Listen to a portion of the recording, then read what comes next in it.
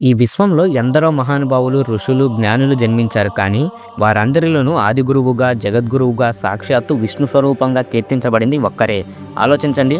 ఆయన లేకపోతే మనకు వేదాలు లేవు, పురాణాలు లేవు, మహాభారతం లాంటి ఇతిహాసమే లేదు. ఆయన కేవలం ఒక రచయిత కాదు, ఆయనే నడిచే చరిత్ర.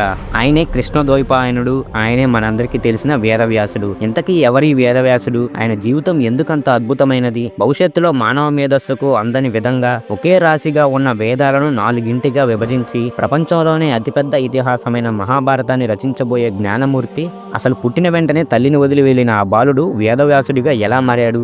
ఆయన జీవితంలోని అద్భుతమైన రహస్యాలేంటో ఈ రోజు వీడియోలో తెలుసుకుందాం. సో వీడియోని చివరి వరకు చూసి ఒక లైక్ చేసి మన ఛానల్ను సబ్స్క్రైబ్ చేసుకోండి. నేను మీ Kiran and welcome to Kiran for you channel. వేదవ్యాసుడి కథ ఆయన పుట్టుకతోనే మొదలవుతుంది. ఇది ఒక సాధారణ జననం కాదు, ఒక దైవ సంకల్పం. ఆయన తండ్రి వశిష్ఠ మహర్షి మనవడైన మహాతపస్వి పరాశర మహర్షి. ఇక తల్లి అప్సరస శాపవశాత్తు చేపగా మారి ఉపరిచర వసువు అనే రాజు వల్ల జన్మించిన కుమార్తె. ఆమె ఒక పడవ నడిపే వారి నాయకుడి ఇంట పెరిగింది. చేప కడుపున పుట్టడం వల్ల ఆమె శరీరం నుంచి చేపల వాసన వస్తూనే ఉండేది. అందుకే ఆమె పేరు మత్స్యగంధి. ఒకనాడు పరాశర మహర్షి తీర్థయాత్ర చేస్తూ యమునా నదిని దాటాల్సి వచ్చింది. అప్పుడు పడవ నడుపుతున్న మత్స్యగంధిని చూశారు. ఆమెను చూడగానే ఆయనకు కలిగింది కేవలం మోహం కాదు, తన దివ్య దృష్టితో ఆయన భవిష్యత్తును చూశారు. రాబోయే కలియుగంలో ధర్మం క్షీణిస్తుందని, మనుషుల ఆయుష్, తెలివితేటలు, జ్ఞాపక శక్తి తగ్గిపోతాయని గ్రహించారు. ఆ క్లిష్ట సమయంలో వేద జ్ఞానాన్ని, ధర్మ సూక్ష్మాలను సులభంగా అందించగల ఒక మహాపురుషుడు పుట్టాల్సిన అవసరం ఉందని ఆయనకు స్ఫురించింది. ఆ మహాపురుషునికి జన్మనివ్వగల స్త్రీ ఈ మత్స్యగంధి అని ఆయన తన తపశ్శక్తితో తెలుసుకున్నారు. ఆయన తన కోరికను ఆమెకు చెప్పగానే ఆమె భయపడిపోయింది. తాను కన్య అని, తన శరీరం దుర్వాసనతో ఉందని నలుగురు చూస్తుండగా పగటిపూట ఇది ఎలా సాధ్యమని అడిగింది.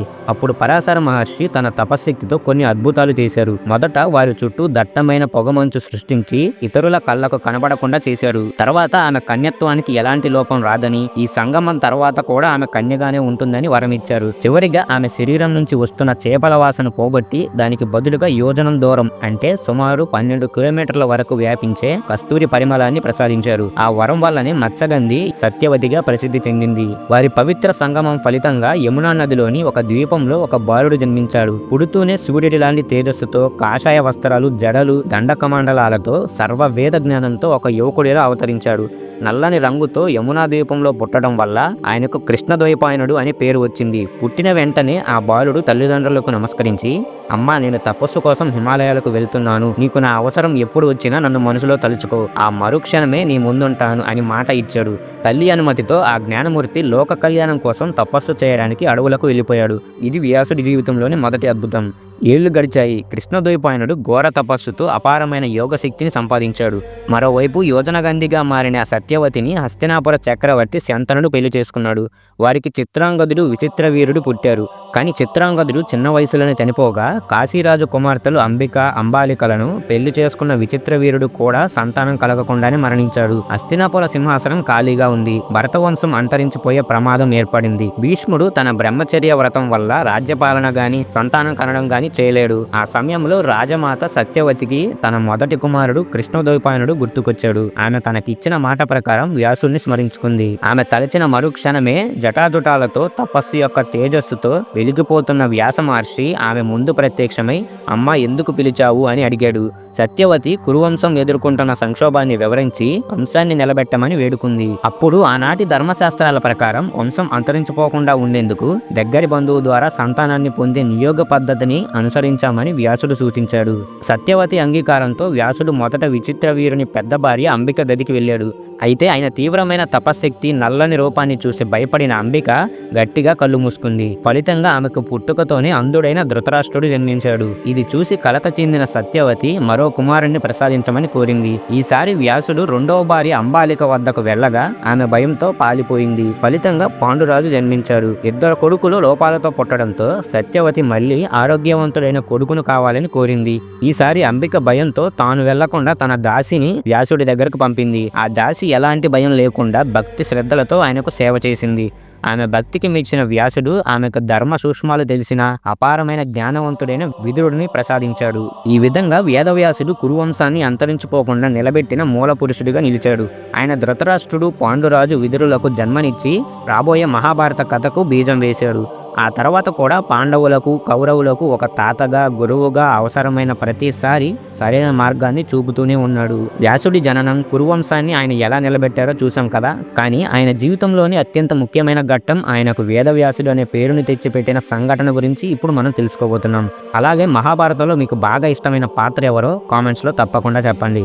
వ్యాస మహర్షి జీవించింది ద్వాపర యుగం చివర్లో. రాబోయే కలియుగంలో మనుషుల పరిస్థితి ఎలా ఉంటుందో ఆయన తన దివ్య దృష్టితో ముందే చూశారు. కలియుగంలో మనుషులు ఆయుష్, జ్ఞాపక శక్తి, ఏకాగ్రత అన్నీ గణనీయంగా తగ్గిపోతాయని ఆయనకు తెలుసు. అప్పటి వరకు వేదం అంటే ఒకే ఒక అఖండ జ్ఞాన సముద్రం.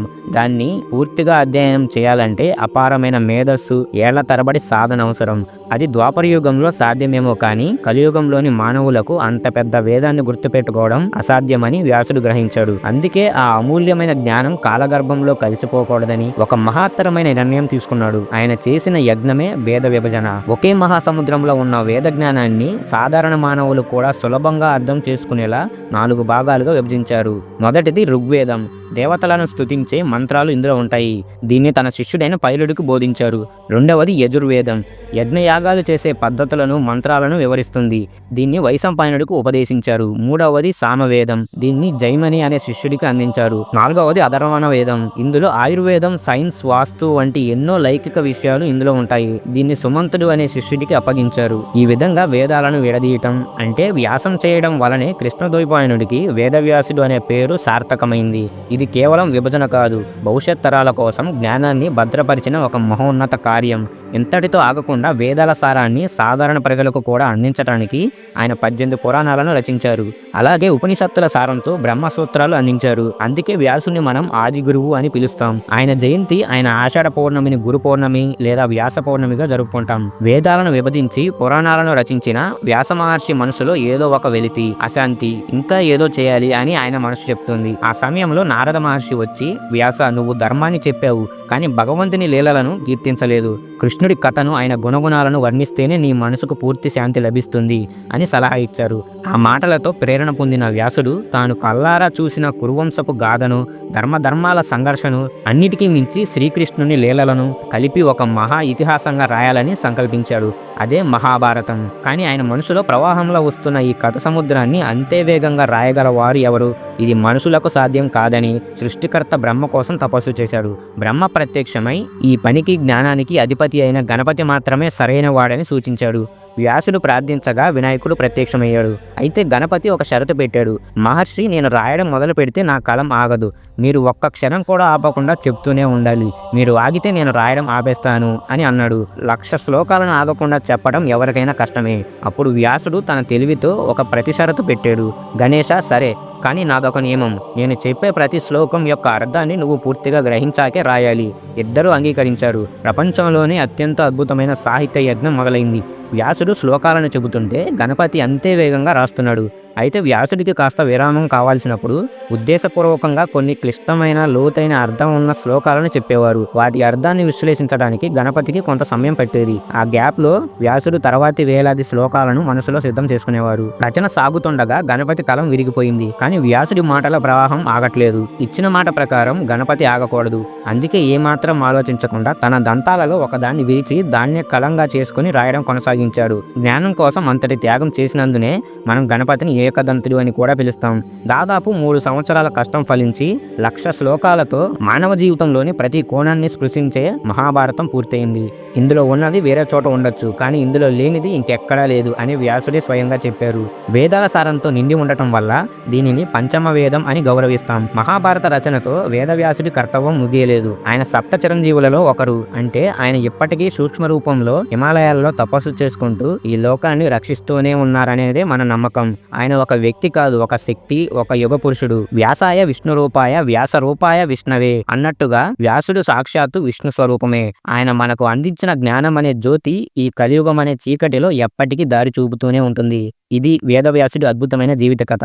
ఈ కథ ద్వారా మీరు కొత్త విషయాలు తెలుసుకున్నారని ఆశిస్తున్నాం. ఈ సమాచారం మీకు ఆసక్తికరంగా అనిపిస్తే ఈ వీడియోకి ఒక లైక్ చేసి మీ ఫ్రెండ్స్ అండ్ ఫ్యామిలీస్తో షేర్ చేయండి. ఇలాంటి మరిన్ని ఆధ్యాత్మిక విషయాల కోసం మన ఛానల్ను సబ్స్క్రైబ్ చేసుకోండి. మన నెక్స్ట్ వీడియోలో మీరు ఎవరి కథ వినాలనుకుంటున్నారో కామెంట్ చేయండి.